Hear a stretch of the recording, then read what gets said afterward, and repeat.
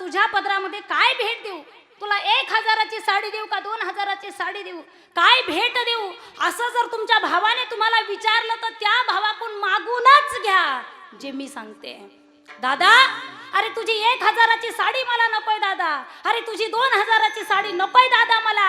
या रक्षाबंधनचं मागणं जर द्यायचं असेल, एक मागणं दे. जसं बहीण म्हणून माझा स्वीकार करून मला सात्विक नजरेने पाहतो ना, तसं या जगामध्ये प्रत्येक बहिणीकडे चांगल्या नजरेने पहा. झालं रक्षाबंधन.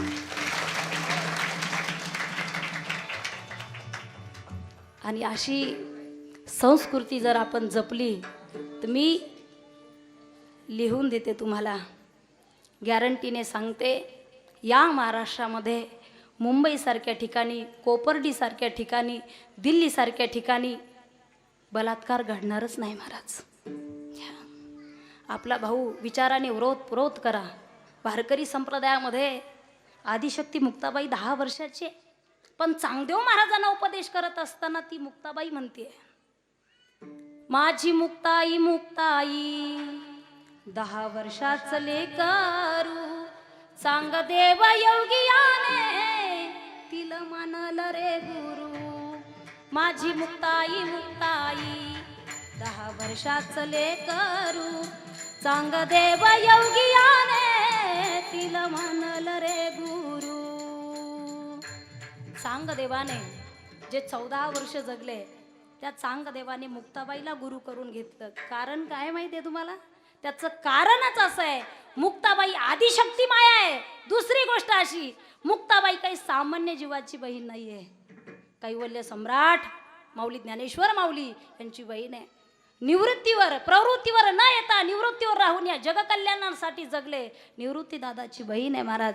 म्हणून बहीण सुद्धा चांगल्या भावाची असली पाहिजे आणि भाऊ सुद्धा चांगला असला पाहिजे. ते रक्षाबंधन किती गोड आहे. कितीतरी माझ्या भगिनी इथं आलेल्या आहेत ज्यांना रक्षाबंधनला थांबायचं आहे. आता सप्ताह होणार आहे, नागपंचमी होणार आहे. मी सांगेल तुम्हाला, त्या भावाला सांगूनच जा, ताकीतच द्या, दादा अरे मी जाते, मायबापाचं सगळं तुझ्या हातामध्ये देऊन जाते. कारण ते मायबाप लेकीचं लग्न करत असताना त्या दादासाठी उर्वरित संपत्ती ठेवत असतात. मुलीला देताना थोडी काटकसर झाली तरी चालेल, पण लेकराचं चांगलं झालं पाहिजे. म्हणून जीवनामध्ये साधू संत जे आपल्याला चांगल्या कार्यामध्ये, चांगल्या टर्निंग पॉईंटमध्ये नेत असतात, प्रयत्न करत असतात, तसे मायबापसुद्धा आपले प्रयत्न करत असतात. सकळ तीर्थाची धुरे जे का माता पितरे, तया सेवेसी कीर शरीरे लोन कीजे. माय बाप केवळ कासी, तिने नवजावी तीर्थासी. बापाला रडता येत नाही बघा. ह्या मुलीचं लग्न असेल तर एका कोपऱ्यात जाऊन रडतो, सगळ्यांना सांगतो रडू नका, आणि एका कोपऱ्यात जाऊन रडत असतो. आई रडून मोकळी होते, बापाला रडता येत नाही. कीर्तनात सांगते इतकं, म्हणजे माझे काही ते काव्य मी बसवलेलं नाही आहे, माझे अनुभव आहेत. लॉकडाऊनच्या अगोदर माझे वडील गेले. कधी रात्री 4 वाजता जरी घरी जायचं म्हटलं की मला धाकच पडायचा. वडील जर जागी असतील तर बोलतील, खाल्लं का नाही, कोणता रस्ता होता, कसा होता. आता विचारणारच कोणी राहिलं नाही महाराज. कुठंतरी पोकळी निर्माण होत असते. जोपर्यंत मायबाप तुमच्या जीवनामध्ये आहे, त्या मायबापाला जपा. मायबाप जसे आपल्याला घडवत असतात, साधू संत सुद्धा त्याचप्रमाणे आपलं जीवन घडत असतात. म्हणून संत चरण रज लागता, वासनेचे बीज जळून जाये. जी वासना आपल्याला रोज जगायला शिकवते, पण आपल्या हितासाठी जगायला शिकवते. आपलं चांगलं होईल, आपलं चांगलं होईल याच्यासाठी मानवी देह जगतो. कधीतरी जग हितासाठी जगायला सांगणारे संत आहेत. ती वासना संत स्पर्शाने जळून जाते. वासना जर जळाली तर नामचिंतनाला सुरुवात होते.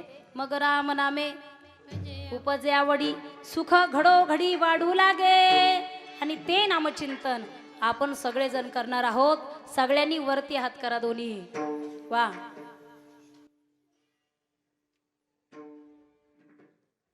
जय हो. केले सर्वांनी. कॅमेरा फिरवा बघा त्यांच्याकडे. राहू दे असेच, आता तासभर चहा घेऊन येतो. ओम नमः शिवाय, ओम नमः शिवाय, हर हर बोले नमः शिवाय. ओम नमः शिवाय, नमः शिवाय, हर हर बोले नमः शिवाय.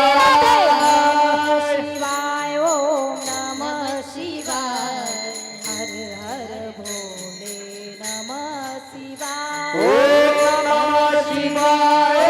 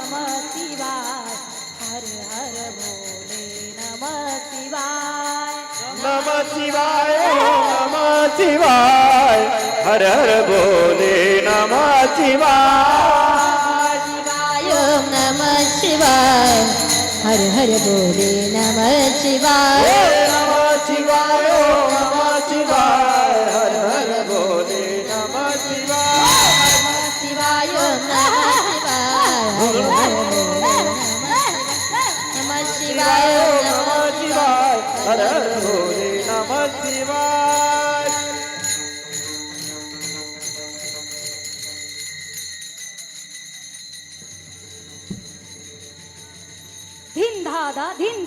धिन दादा कटाळी 1 2 3 4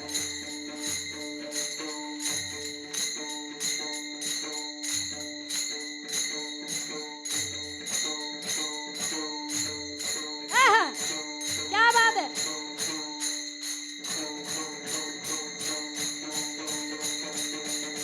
श्री राधे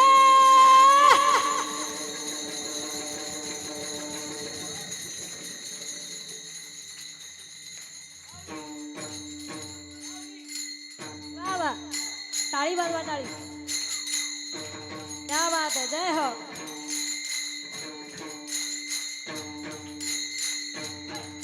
आह, आह, आह, क्या बात है श्री राधे